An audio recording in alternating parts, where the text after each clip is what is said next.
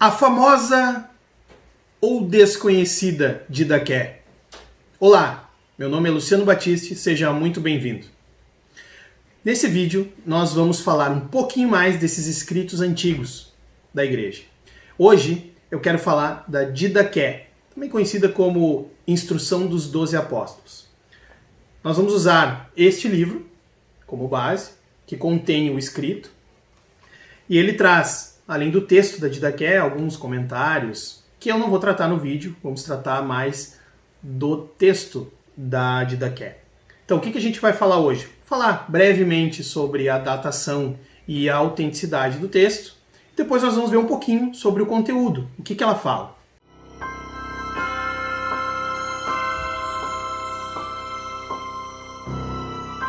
Datação e autenticidade. Então, entre os escritos que não estão no cânon da Bíblia e que não estão dentro da doutrina direta, vamos dizer, da igreja, a Didaqué é um dos textos que goza de maior credibilidade, vamos dizer assim. Então, os estudiosos dos textos antigos, eles não duvidam de que, de fato, ele seja um texto autêntico, e a data dele é de um texto muito antigo. Isso torna muito interessante. Então, é considerado pela maioria dos estudiosos de que ele seja um texto do primeiro século.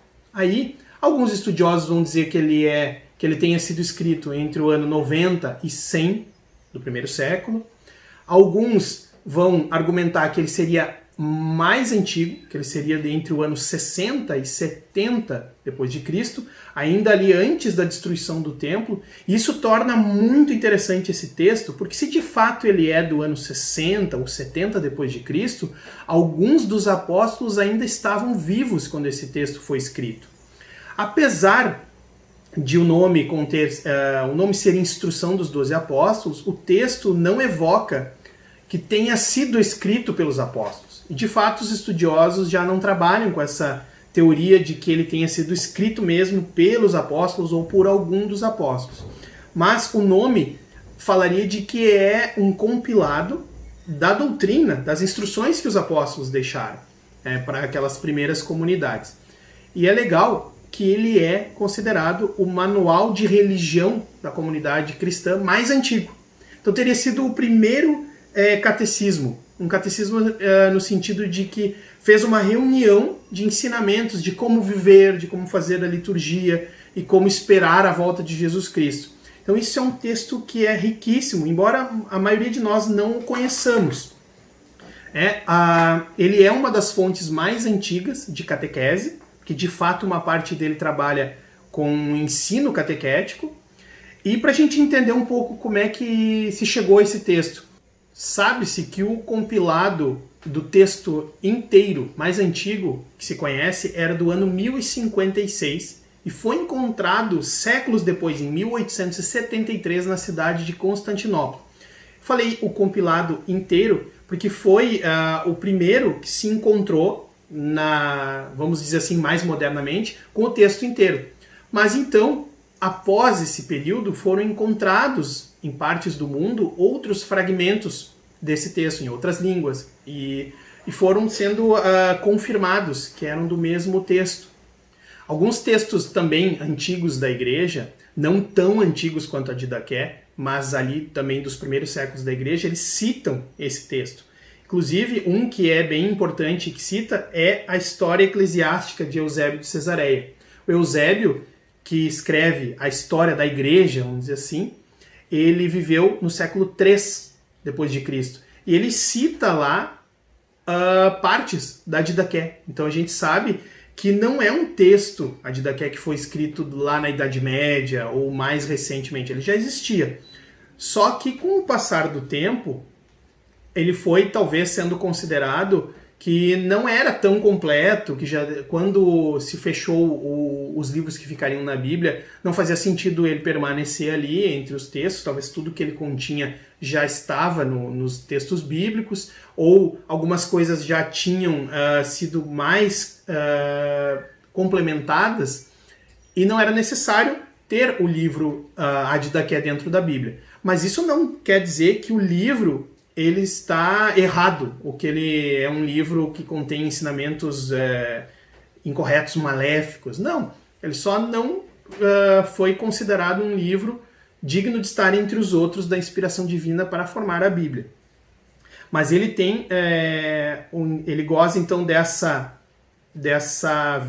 autenticidade, que a maioria, praticamente não existe dúvida entre os estudiosos de que ele seja um livro autêntico do primeiro século da Igreja.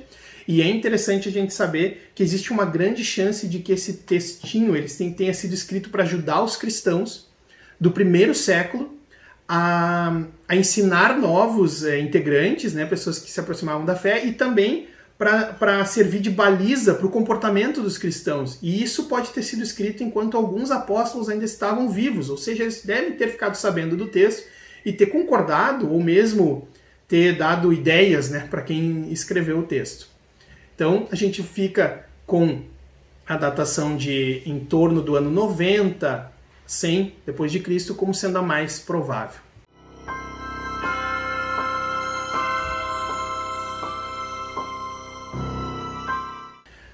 Conteúdo da Didaqué. Sobre o que trata, então, esse livro, né? A gente pode dividir a Didaqué em 4 partes principais. Ele tem 16 capítulos, está dividido em 16 capítulos, que podem ser divididos entre 4 partes.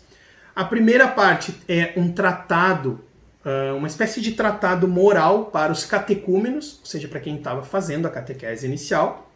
A segunda parte é um antigo ritual litúrgico, ele serve como se fosse uma espécie de manual para algumas atividades litúrgicas. A terceira parte são instruções relativas à vida comunitária, como viver em comunidade. E a quarta parte fala sobre parousia. O que é parousia? É a volta de Jesus Cristo. Então ele é como se fosse uma preparação, como nós devemos estar preparados para o retorno de Jesus. Então, esmiuçando um pouco mais, né? A primeira parte vai do capítulo 1 ao 6, esse tratado moral para os catecúmenos. Do que ele vai falar? Ele é construído em cima da ideia de 2 caminhos. É interessante isso, ele mostra que existem 2 caminhos, o caminho da vida e o caminho da morte. Então ele começa a explicar como é que é o caminho da vida, daí ele vai ensinando dentro da doutrina cristã o que você deve fazer, como deve se portar, né? Como deve viver o bem.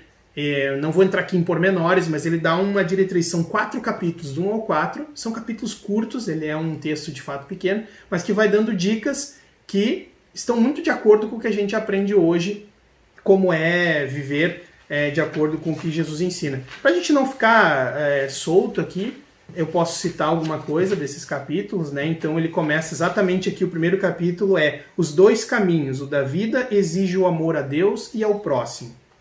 O capítulo 2 é dos deveres para com a vida e a propriedade do próximo. Então ele vai sendo muito direto, né? Ele vai ensinando que não se deve odiar, não se deve ser cobiçoso, né? Não deve mentir, não deve matar. Ele vai esmiuçando, né, coisas dos mandamentos.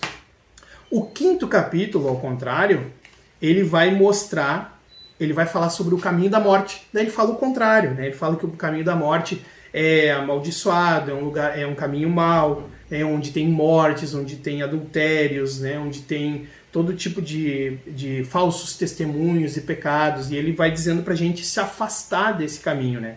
O autor ou os autores. Depois, o 6º capítulo, ele coloca uma espécie de síntese, né? E esse capítulo ele tem o título assim: Perfeito é quem aceita o jugo do Senhor. Ele fala exatamente que é quem aceita, né, aquilo que Deus trouxe para nós e coloca na sua vida. Esse chega à perfeição. A segunda parte, como eu tinha dito antes, que é sobre um antigo ritual litúrgico, ele já quebra essa questão moral e ele vai dos capítulos 7 até o 10, esmiuçando as formas de ritualística que eles faziam. Então, no capítulo 7, ele dá instruções sobre como fazer o batismo, e é legal a gente ver isso porque ele já ensina uma forma muito parecida com o que a igreja fez e sempre faz, né? Então, ele diz aqui que é para batizar em nome do Pai, do Filho e do Espírito Santo, como Jesus Cristo ensinou. Ele diz que o ideal é ser em água corrente, mas aí o texto fala assim, ó, se não tens água corrente, batiza em outra água. E é legal que ele coloca assim, se não puderes em água fria, faz em água quente. Na falta de uma e outra, derrama 3 vezes água sobre a cabeça, em nome do Pai, do Filho e do Espírito Santo. E aqui a gente já quebra uma lenda, né? Porque as pessoas dizem que o batismo não é válido se não for o batismo de imersão num rio, né? Então tem algumas outras denominações cristãs que acusam a Igreja Católica de não estar fazendo o batismo como a Igreja mandaria. Porque na Igreja Católica nós fazemos na pia batismal, né, com água sobre a cabeça, e não é obrigatório ser assim, pode ser o batismo de imersão, que é mergulhando, também na Igreja Católica, mas a gente vê que um texto que foi escrito no 1º século, eles já estavam fazendo dos 2 jeitos, e estava certo. Então são detalhes, esses são os detalhes que eu acho interessante a gente trazer desses textos, é ver assim, o pessoal disse que isso aqui está errado, mas os primeiros cristãos lá que conheceram os apóstolos já faziam assim, então eles estavam fazendo errado? Ou a gente está fazendo certo? O capítulo 8 fala da dica sobre como fazer jejum e oração, e os capítulos 9 a 10 falam sobre a celebração eucarística. A celebração eucarística está bem resumida, né? Mas a gente vê que existia a celebração eucarística, e era feita no domingo. Isso é interessante, eles falam ali, eles já estão fazendo no domingo. É o dia do Senhor, eles chamam. E ele fala sobre algumas orações, né, que o celebrante deve fazer sobre o pão e o vinho, e sobre a ação de graças, o que fazer após a comunhão. Ele fala também sobre a questão de não comungar estando em pecado. É importante, hoje a gente vê pessoas defendendo que não tem problema, que você pode ir lá comungar e Deus não vai se importar se você estiver em pecado. Os primeiros cristãos falam que não deve se aproximar sem ser batizado ou estando, né, numa situação de desavença com seu irmão. Fala que deve ser confessado, isso antes. Então são detalhes que a gente já vê que estão sendo feitos lá no início. Concluída essa parte do ritual litúrgico, a gente entra nos capítulos 11 a 15, que é a terceira parte, que trata das instruções relativas à vida comunitária, que ele fala de hospitalidade para com as pessoas. Então ele fala assim de receber os apóstolos e os profetas, que eram pessoas que não necessariamente esses apóstolos são os 12 apóstolos, podem ser outros pregadores, né, que estavam falando em nome deles, mas como recebê-los. E ele dá dicas, né, de deve receber aqueles que ensinam o que Jesus ensinou, o que está de acordo com o que está aqui no texto e o que está de acordo com os evangelhos. Isso é legal que ele fala já dos evangelhos. Então, já existiam textos, né, também ali circulando com a história de Jesus, e que ele diz, tem que estar de acordo com os evangelhos. Se esses apóstolos ou profetas ficam demais na casa de vocês, estão cobrando dinheiro para ficar ali, ou estão ensinando coisas diferentes, ele diz, não é para receber, para ter cuidado. E se eles estão fazendo certo, é para acolher e tratá-los bem, né, e acolher a sua palavra. Ele ensina também aí dentro sobre a questão que eu já disse antes, que é a santificação do domingo, dá algumas dicas de como as comunidades deveriam escolher os bispos e os diáconos. Ele fala de como deveria ser a vida dessas pessoas, né, de acordo com o que elas ensinam, ser pessoas honestas, pessoas corretas. Então é uma instrução dia a dia. Essa parte assim, como viver, né, em comunidade. Claro que resumido, né, são alguns tópicos, não ensina muita coisa da vida em comunidade. A quarta parte, que contém apenas o último capítulo, o capítulo 16, ele trata de uma parousia. A parousia, ela fala do retorno de Jesus Cristo. Então, quando a gente estuda, né, parousia é o retorno, é a questão da volta de Jesus no fim dos tempos. E esse capítulo, ele é curtinho também, mas ele vai admoestar, ou seja, ele vai convidar, né, vai avisar os cristãos para estarem preparados, porque Jesus vai retornar. E para a gente estar sempre pronto, fazendo o que é correto, vivendo bem, porque a gente não sabe o dia e a hora.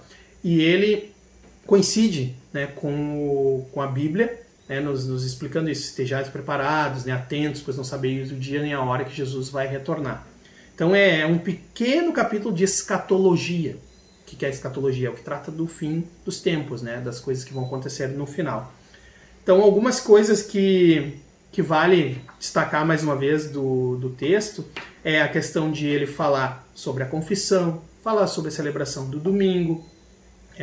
Ele cita lá no meio uma passagem que nos leva a crer também na existência do purgatório, que também é uma coisa que o pessoal tem dúvida, mas ele cita lá a questão de pagar os pecados depois, né, dessa vida, né? Então, a questão do purgatório ser para aqueles que não estão condenados, mas ser um local de pagar suas dívidas. Ele fala questões polêmicas, né? Ele cita lá a questão do respeito à vida sempre, desde a concepção até a vida natural, não pode ser interrompida, né? Não se pode acabar com a vida. Ele ensina a rezar, uma parte, e cita o Pai Nosso, muito parecido como está no Evangelho. Então tá exatamente igual ali, só algumas palavrinhas, né? Tem expressões que usam sinônimo, mas o Pai Nosso está lá ensinado, e é interessante que ele ensina a rezar o Pai Nosso 3 vezes por dia. E essa questão que eu já falei do final dos tempos, né? Que ele que coincide muito com algumas partes dali dos evangelhos, quando Jesus alerta sobre o fim, também as questões do Apocalipse.